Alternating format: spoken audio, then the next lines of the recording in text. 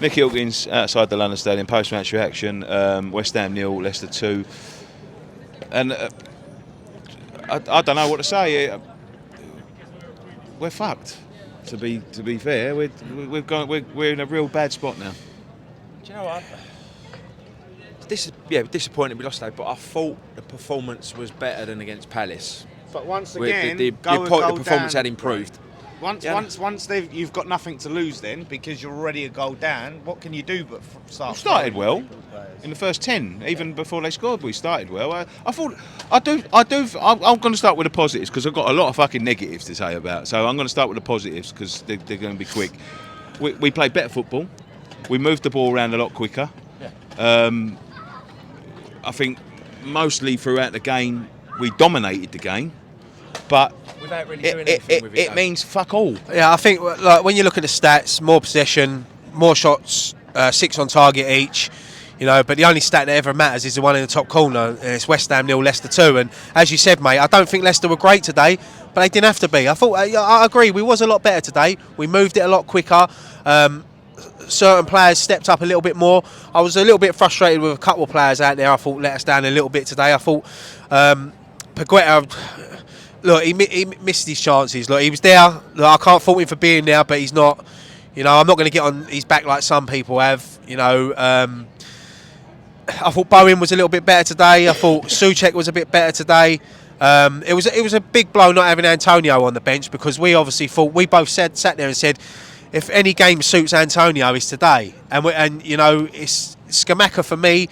Once again, he just finds himself isolated. He's holding it up, and there's no one there. And I think you can't. If there's 2 or 3 players around you, what can you do with it? There's nothing, you know. But you're saying 6 shots each on target. Fabianski had to make 2. I mean, I know he saved the penalty, but he made a couple of good, smart saves. Oh yeah. I don't really remember us stretching. Ours wasn't anything. One was a P-roller, I think, from Scamacca from about 20 yards. But look, it's one of them ones, isn't it? I mean, I know there's a lot of... It was a good save, actually, from Paqueta. Do you remember the one? It looked like it was dipping over, actually. Yeah. The keeper's outstretched it, so that was one of the good shots. I think Zuma coming off early. I think Aguerd come on. I think once Aguerd come on, we looked a little bit more solid at the back. I think when it was Zuma and Dawson, especially in the first 10-15 minutes, we see Zuma kick it out about 3 times. You know, he was out of position for their first goal. You know, obviously James Maddison is on form at the moment. You know, he come off early, yeah, and we got to look at that because he's come off early. That's helped us out massively because he's on fire and he's their best player. He's got his goal. He's thought, fuck this, I ain't getting injured for the World Cup. Take me off, boss. Yeah, he's probably wasn't as badly injured as I think it would suggest. But I think the World Cup's coming up. He's in the squad. Probably just precautionary. I think Correa today got caught out of position a few times, but in the second half, he did make a couple of good recovery tackles and found himself in the position. So, he's a frustrating player, Correa, because we know there's a good defender in him, but he's just Dawson as well today. You know, the penalty was a penalty. I've watched it back. It was a penalty. He hasn't got the ball. As me and you were talking earlier, weren't we? You know, in the build-up to the penalty, like the ball went over and it looked like he was going to get to the ball first. Before the shot, but then it looked like he ran past it. It was weird, like from where I was sitting, it looked like he got the ball and like everyone was like fucking brilliant tackle. It looked like but he again, went I didn't straight get to past see it. it back. Yeah, I mean, look, David Moyes will take criticism tonight, and rightly so in certain areas and that. I mean, the starting lineup was the same that he put out last week. We sat on Friday Night Pint last night and said if there's going to be any changes, I said maybe bringing Aguerd in. We was talking about Downs coming in for Souček, Fornals coming in. But I know you're saying it's pathetic, but the performance was better. It's better. Just the missed chances. It's pathetic. You can't keep on doing the same things and expecting different results. You cannot do that. You know, I agree. There's players out there that weren't. Paqueta, how the fuck he has waited till the 75th fucking minute to make a substitute when Paqueta's fucking basically giving the ball back to him every time we get it? I can't understand it. You got Fornals. We need fucking goals, and Fornals is sitting there. He's got 3 and 2. I don't understand. No, I'm sorry. I just don't understand where the fuck he's coming from. It just shows. It shows that he don't know what he's fucking doing. in my but opinion. the thing is, like, people are slagging Paqueta off. When we signed him, everyone, it was the best thing since But sliced he's bread. not. He He's had a not. bad- He's not doing it. No, but I everyone- don't care if but he's. so- I don't care if it's if the you best get thing behind since him, sliced bread or don't- not. He ain't fucking doing it. He weren't doing it in this No, but game. it just shows how No fickle one- football fans are. 'Cause when we just- signed him, it was the does- best thing. Yeah, it does show how fickle football fans are. He played well for fucking for Lyon or wherever the fuck he come from, but he isn't playing well for us. And you cannot be sitting on him. You know, last week everyone was criticising. If the crowd hadn't reacted like they did last week, he would have took Ben Rama off. And Ben Rama was fucking superb today. He was our best player by far, and he's been our best player all fucking season by a long shot. And he would have fucking took him off again if the crowd hadn't reacted like that. Paqueta was fucking shocking. Harry has fucking kept him on to the 75th minute, and Scamacca weren't much fucking better. He needs to take a shoulder of the blame. But I do understand these players. You know, even when it comes to it now, I'm looking at Haller and I'm thinking to myself, maybe Haller's just got the same fucking problem that Scamacca's got. He's looking around him and there's no one running off him. Well, he has not got a fucking clue. The thing is, mate, I mean, like, the thing is, Scamacca's like holding the ball up, and there's 2 or 3 players that should be closer to him, because you know, as a big man, you target man, you bring it down. The first thing you want to do is lay it off to someone, and the only person I see out there wanting to get involved and do that was Ben Rama. Honestly, I don't know what to say today. I don't know what to say. I think the World Cup need break. to look at what's going on. They won't know. They won't. No, they won't. I think the World Cup break has come at the right time for David Moyes, and it might be a blessing in disguise that the World Cup's now, because if we'd have been carrying on with Premier League football, it might have got worse and worse and worse. Now they've got a chance now to sit back. Whether they're going to sack him, if they sack him, do it. Just do it. But if they don't, they've just got to back him, and sort of Moyes has to get back on that training pitch.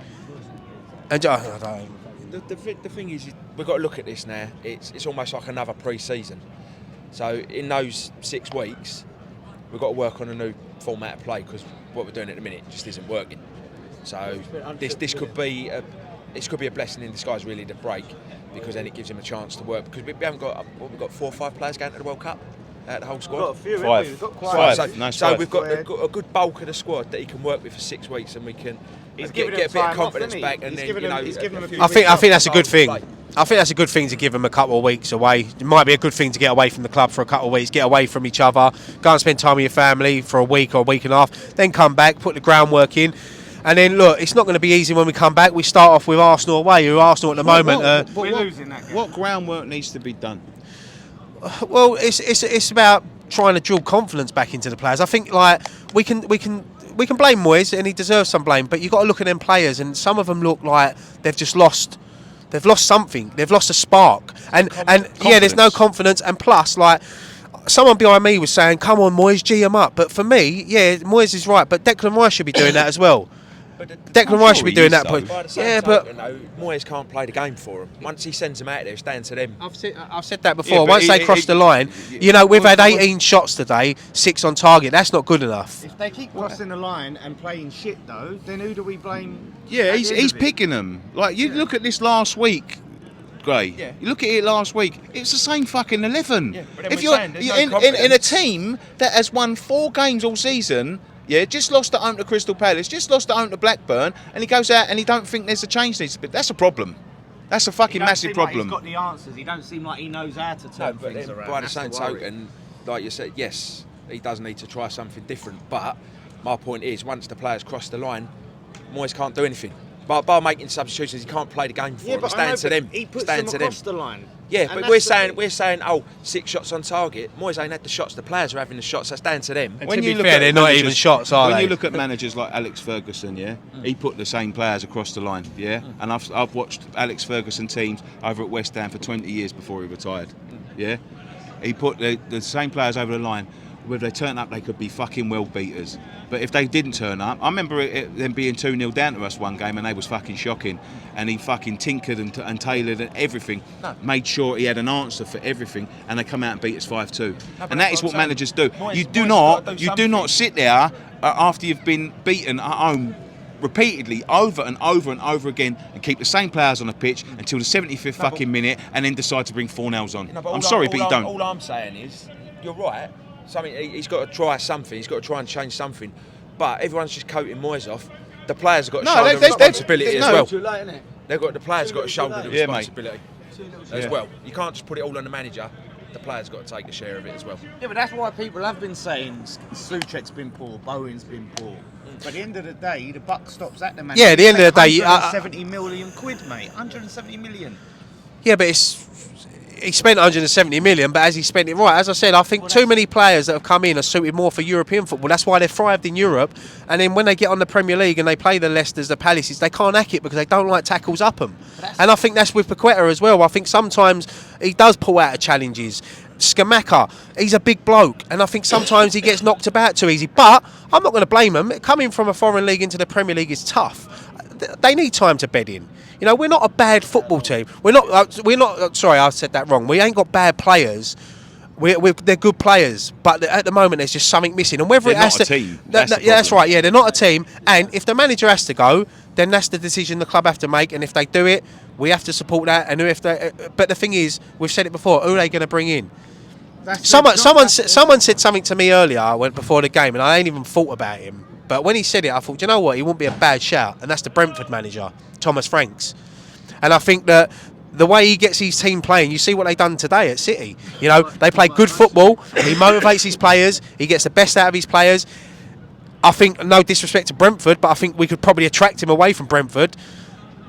It wouldn't be a bad shout, but I don't want to talk about other managers why Moyes is still in charge. No, but we've got Rob Newman and Mark Noble now. Mark Noble, Director of Football, and Rob Newman, Director of Recruitment, whose jobs now, if we do sack Moyes, will be to identify who is the best person to come in and work with these players, which is going to be key. It's going to be interesting to see Moyes now in that role working with Rob Newman. So whoever they bring in has to be a fit for this team, the players that we've got, and be able to click. So I'll be interested to see that. Look, we've been here before. We've done this channel for 7 years, and we've had apart from the last couple of years, this seems like the only conversations we ever used to have. We've seen it under the end of Bilic era. We've seen it under Pellegrini. We've seen it, under Moyes now. And I just think this is why I'm so disappointed and why I'm so downbeat is that he's forged something good out of this club, and in half a season he's just let it all slip out of his fingers. And I think it's for stubbornness,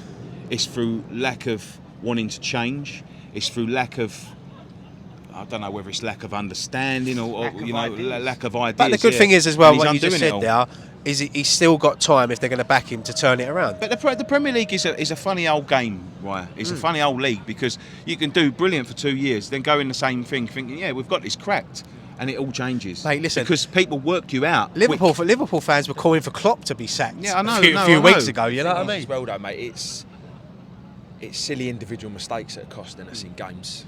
So don't pick the individuals then.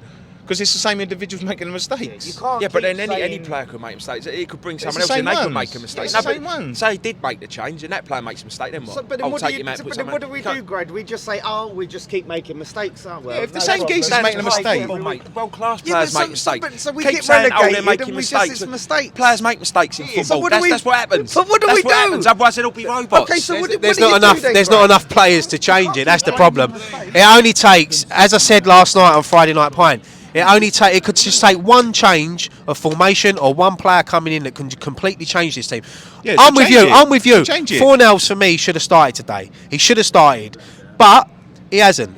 So now, look, he's injured. He's out until after the World Cup. But it's been mysterious. I don't know, mate. About his injury. It didn't seem that bad initially when he did it. It didn't seem too serious. It seemed like it reminded me of the Andy Carroll injuries. Remember, he'd get injured and disappear, and they wouldn't really update it. We ain't had like a timeline on it, didn't it? And he's a player I think we could do with right now. Right, let's wrap this up. Let's just. But look, listen, we can go home tonight. We've got 6 weeks off now. We've got to get behind England in the World Cup. And we can forget about West Ham for 6 weeks. We'll always obviously talk about West Ham, but it might be a break that the fans need, the players need, the manager needs, and who knows, when we come back, it'll be the same shit. Thank you very much. Go check out all the fan cast that we've just done. Thank you very much for joining us. One thing left to say. Carry on.